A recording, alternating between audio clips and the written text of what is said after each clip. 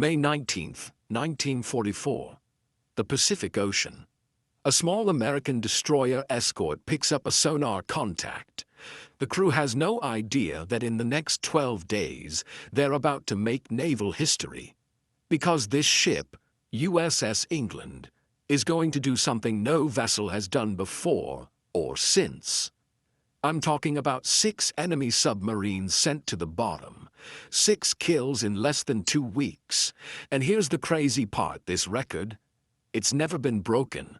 Not by any ship, in any navy, anywhere in the world. So how did a relatively small warship achieve the impossible? Let's dive in. First, let's talk about the ship herself. USS England, hull number DE-635, was a Buckley-class destroyer escort.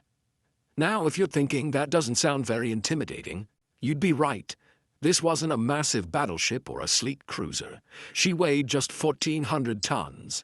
Her crew, 186 men. To put that in perspective, she was about 1/10 the size of a battleship. But what she lacked in size, she more than made up for in effectiveness. The England was named after Ensign John Charles England, a young sailor killed during the Japanese attack on Pearl Harbor on December 7, 1941. He died manning an anti-aircraft gun, trying to protect his shipmates. His courage would live on in the ship that bore his name. She was launched on September 26, 1943, in San Francisco. Her commanding officer was Lieutenant Commander Walton B. Pendleton, a skilled officer who was about to become a legend. But here's what really made the England special. She was equipped with a revolutionary weapons system called the Hedgehog. And this weapon was about to change anti-submarine warfare forever. Let me explain why the Hedgehog was such a game-changer. Traditional anti-submarine warfare used depth charges, basically, barrels of explosives that you'd roll off the back of your ship. They'd sink down and explode at a preset depth. Sounds simple, right? The problem? The success rate was terrible. We're talking about 5%. 5%? You had to get incredibly lucky to actually hit a submarine with depth charges. Plus, once you dropped them, you'd lose sonar contact because the explosions would scramble your own sensors. The Hedgehog changed everything. Instead of dropping charges behind the ship, it fired 24 small projectiles ahead of the vessel, like a spread pattern. These projectiles would only explode on direct contact with a submarine. No contact. No explosion, which meant your sonar stayed clear and you could keep tracking your target. This was huge. The Hedgehog had a success rate over 90% higher than traditional methods, and USS England's crew was about to prove just how deadly it could be. Now, here's where the story gets really interesting. American code breakers had been doing incredible work. They'd cracked Japanese naval codes, which meant they could read enemy communications. And in May 1944, they intercepted something valuable. The Japanese had positioned a picket line of submarines, basically a defensive screen meant to detect the American fleet.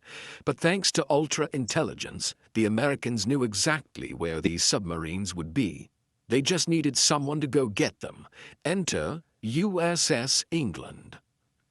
On May 18, 1944, England and 2 other destroyer escorts, USS George and USS Raby, received their orders: find and destroy enemy submarines in the Solomon Islands area. The very next day, May 19th, England's sonar operator picked up a contact. It was the Japanese submarine I-16, a big one, a fleet submarine over 300 feet long. Commander Pendleton maneuvered the England into position. The Hedgehog fired. 24 projectiles arced through the air and plunged into the water. Then, boom! Multiple detonations, direct hits. The I-16 was gone. First blood to the England. 3 days later, May 22nd, they found another one. The submarine Row 106. Now here's where it gets interesting. The USS George detected the sub first and missed with their attack, so they called in the England. Pendleton brought a ship in, fired the Hedgehog once, missed, fired again at 05:01 in the morning and scored multiple hits. Row 106 destroyed. But the England was just getting warmed up. The very next day, May 23rd, they encountered Row 104. By now the crew was working like a well-oiled machine. Detection, approach, fire, another kill. 24 hours later, May 24th, they found Row 116, 3 submarines in 3 consecutive days.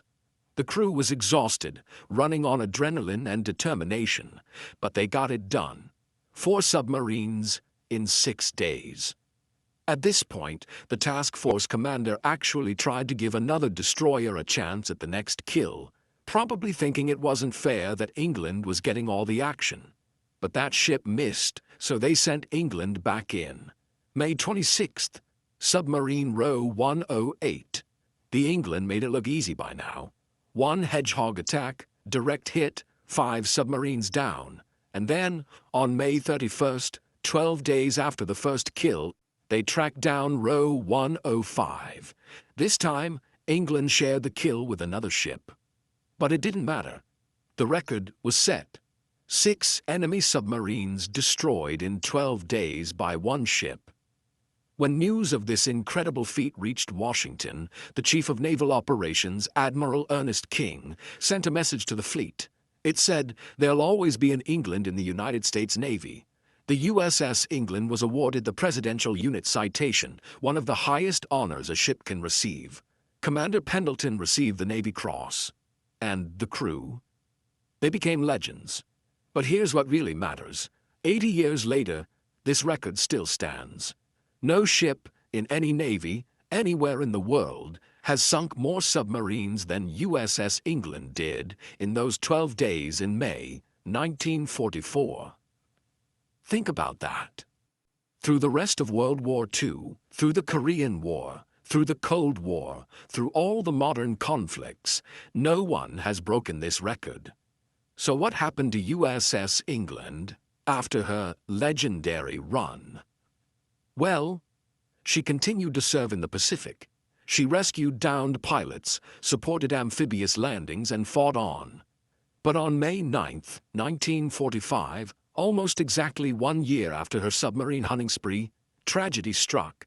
A Japanese kamikaze aircraft hit the England. 37 crew members were killed. The ship was badly damaged but survived. She was sent to Philadelphia for repairs, but the war ended before the work was completed.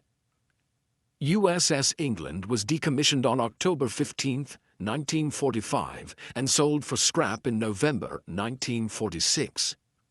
But her legacy? That lives on forever. So why does this story matter today? Because it's a reminder that in warfare and in life, it's not always about being the biggest or the strongest. Sometimes it's about being the smartest, the most determined, and having the right tools for the job. USS England wasn't a massive battleship. She was a small destroyer escort with a crew of less than 200 men. But with the right weapons system, brilliant intelligence, and a determined crew led by a skilled commander, she achieved something that no one has matched in 80 years. 6 submarines, 12 days, 1 ship, a record that still stands. If you enjoyed learning about this incredible piece of naval history, do me a favor, hit that subscribe button. Because there are so many more untold stories from World War II and beyond that deserve to be remembered. Stories of courage, innovation, and incredible human achievement. And let me know in the comments, what other World War II naval battles or ships would you like me to cover? I read every single comment, and your suggestions help shape future videos. Thanks for watching. Remember the England, and I'll see you in the next one.